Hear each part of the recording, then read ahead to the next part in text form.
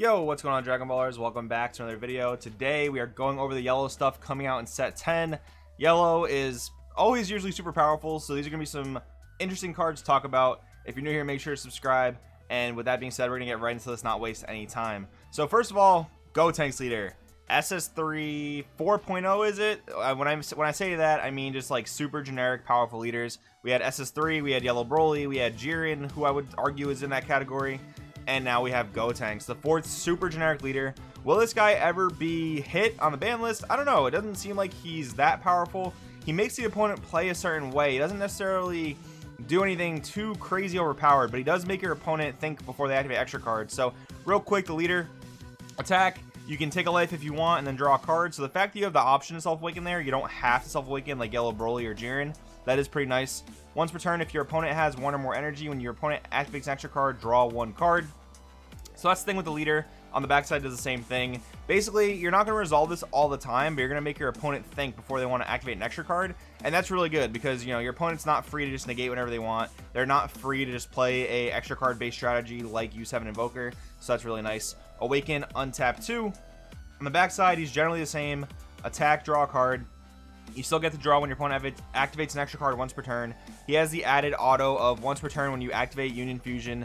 This card gains plus 5,000 power and crit for the turn. Now we're going to go through the Gotenks Union Fusion stuff in the set. Personally, I'm not a big fan of it. I've talked about it in some videos and in a Patreon article. So just that's my opinion on it. I think this is an amazing generic leader. I think if you're missing out on the auto with Union Fusion, you're not missing out on much at all. The way that you make your opponent play in an awkward fashion suboptimally is way more important in my opinion. So just keep that in mind as we go through this. Syn Shenron, people are hyped to see this guy come into the game finally. So auto when this card attacks, look at the top 5 cards of your deck, add one Shadow Dragon among them to your hand. Auto at the end of your turn, choose one yellow Shadow Dragon card in your battle area and switch to active mode. Awaken when life's 3 or less, or you have a yellow Unison card with a specified cost of 4 in play. You may draw 2 cards and switch up to one of your energy to active mode and flip this card over. So the only yellow Unison of 4 costs right now is the Makikabora, which we will talk about in this video. Just want to keep that in mind. Flipping over, when this card attacks, draw 1 at the end of your turn. Untap all of your yellow Shadow Dragons. Activate main, pay 6 energy. Play up to 7 Shadow Dragon cards with different names from your drop area. So in this set, we only have a set amount of Shadow Dragons. So keep that in mind. But besides that, this is the type of deck you're going to want to look out for as new sets come out. Because I'm pretty sure in set 11 and 12, there's going to be Shadow Dragon support you're going to want to keep an eye out for. SS Broly Legendary Unison. Activate main, plus or minus 0. Choose up to one of your opponent's battle cards ignoring barrier.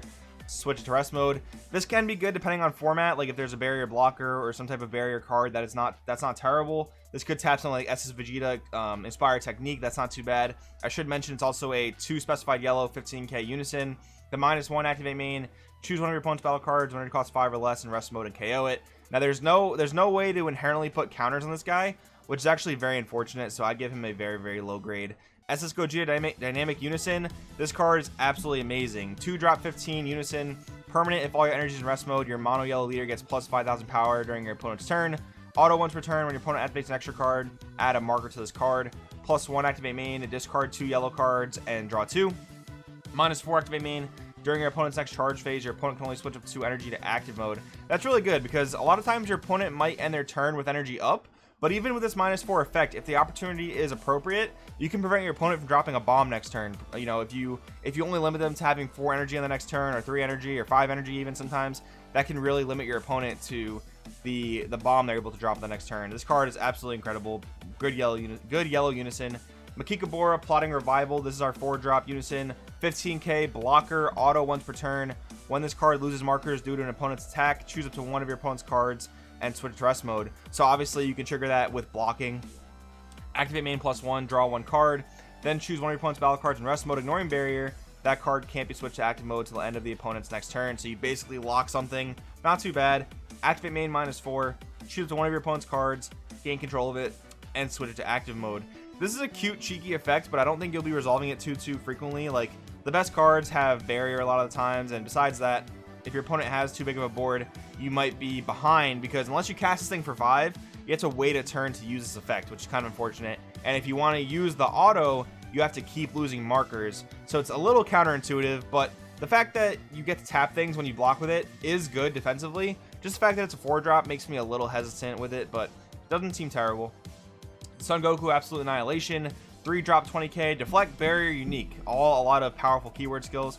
Permanent, if your leader is yellow, your opponent can't activate extra cards unless they switch one of their energy to rest mode. So basically, you tax your opponent for using extra cards. You could use this in Gotenks, you could use this in any yellow deck really. It could be pretty format dependent as well. Like this could be great in a format dominated by U7 Invoker, but I don't see that being the case going into set 10 with all the Unison stuff. U7 Invoker doesn't really do anything to Unisons.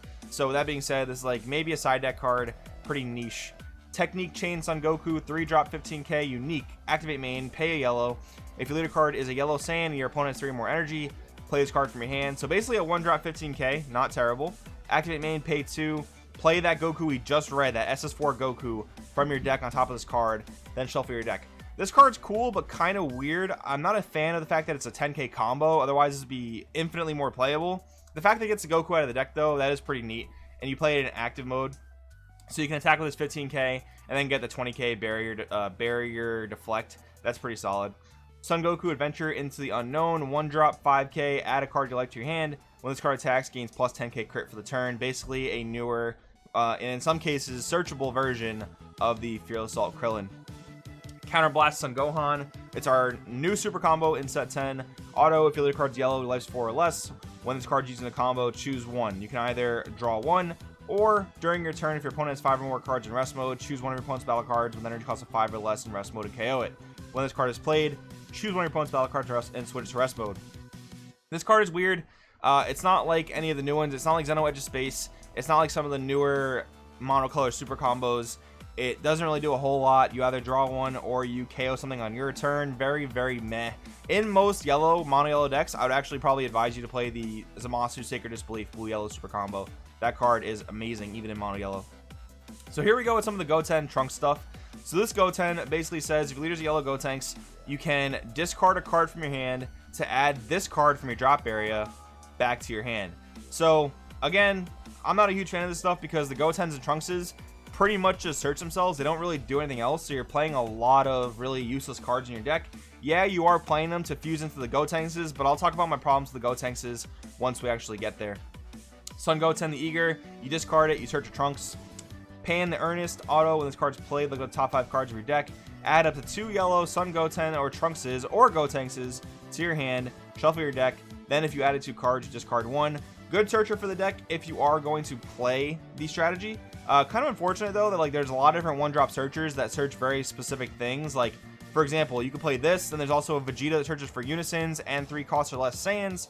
So you can't play like a ton of 1-drops in the deck. There's just not enough space, and you're kind of having to pick and choose what you want to search out, which is kind of unfortunate in a sense. Pan Vanilla, nothing to talk about. Vegeta, Prideful Transformation. This is our free counterplay for yellow Unisons. He is a 14k blocker. You can't activate counterplay if you activate this card, and then it's basically a Crusher Ball. You bring in whatever they're playing in rest mode, and then if you have a Unison with 2 or more markers in play, you can activate this card's counter skill for free, which is really good. You know I'm a big fan of Crusher Ball. You know I'm a big fan of Giant Ball. Being able to do that for 0 energy, very, very powerful. This is a pretty much 4 of in any deck I'm building with yellow Unisons. Vegeta Earthbound Pride super combo, very nice to see Vegeta super combo.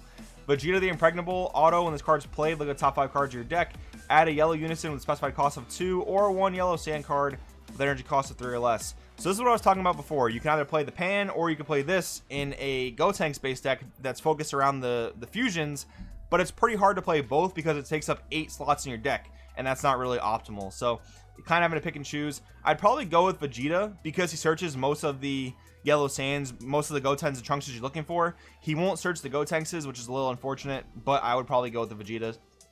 So this is the Trunks that allows you to add it back from your drop area by discarding a card. Nothing flashy, basically the complement to the Goten we read earlier. This Trunks searches out Gotens by discarding itself.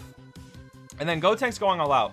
This is the card you play this engine for. It is a very good card, but it's a little rough. Let's read what it does. 7-drop 25k, double strike, dual attack, Union Fusion for 3, draw 2 cards, get rid of a yellow Son Goten and Trunks in your hand.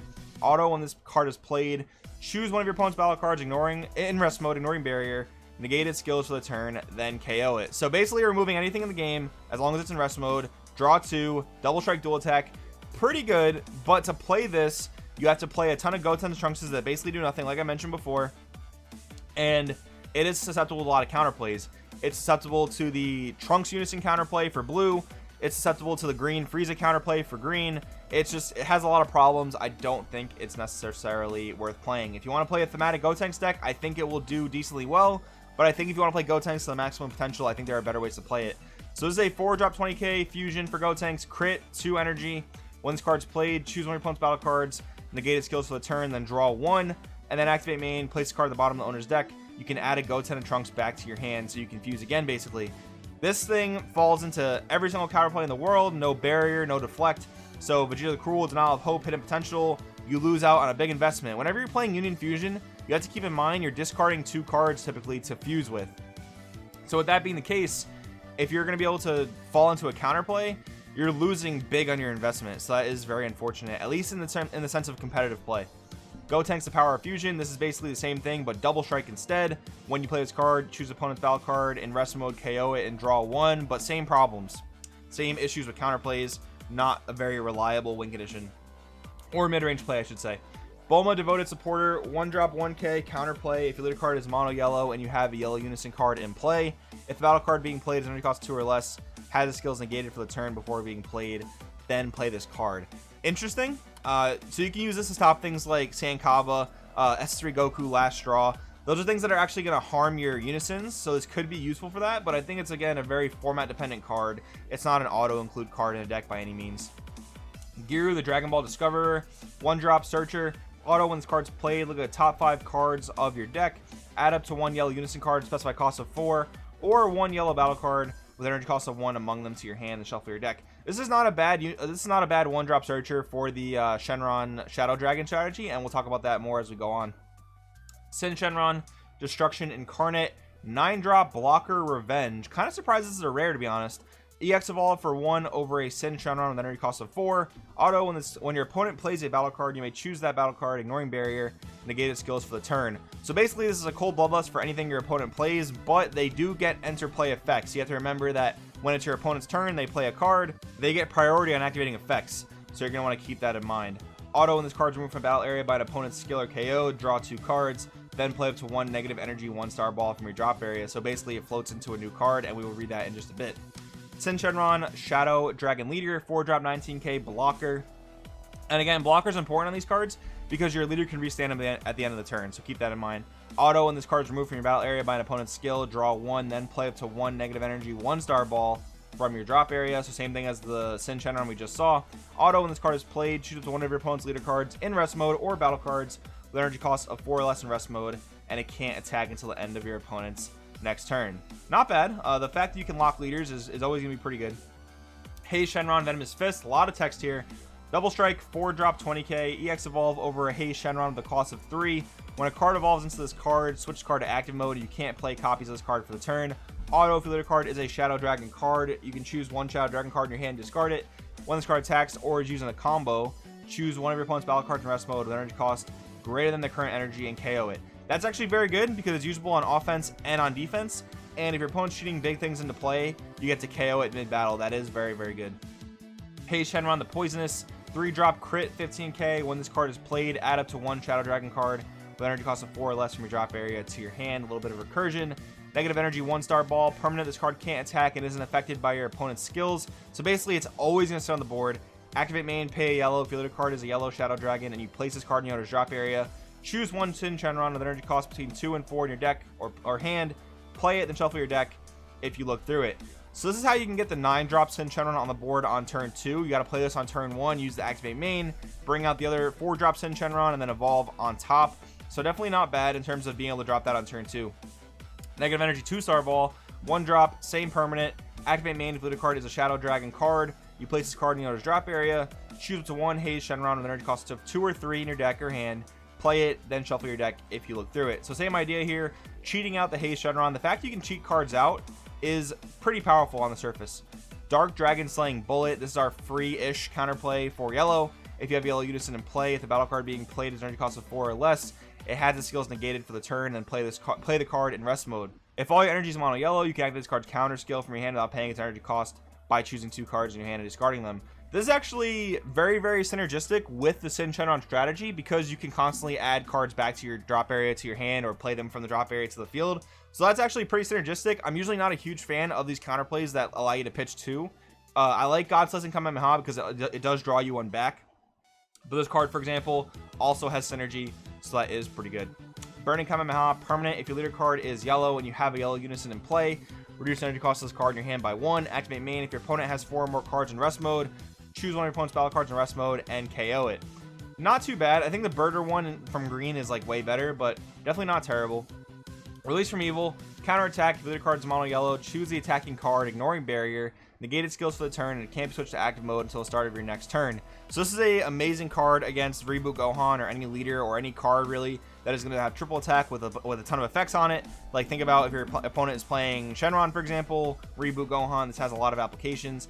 Permanent. If your leader card, if you have yellow unison in play, you can activate this card's counter skill from your hand without paying its energy cost. So the fact that you can do it for free is very good. These things not actually negating the attack has been very awkward for me in testing. So I think this is a side deck card against something like Reboot Gohan, but that's just my opinion. 2-star ball, Parasitic Darkness, 0 drop permanent. This card gains Dark Dragon Ball in all areas. Activate battle, choose a battle card, choose one of your cards rather, gets plus 5k for the battle. Activate main, choose one of your cell cards with an energy cost of 7 or 9 and place this card under it. Choose up to 1 green cell Xeno card with an energy cost of 9 in your deck or hand, play it, then shuffle your deck if you look through it. So this is very weird here. I feel like it's supposed to say play the cell Xeno on top of the cell, but it doesn't.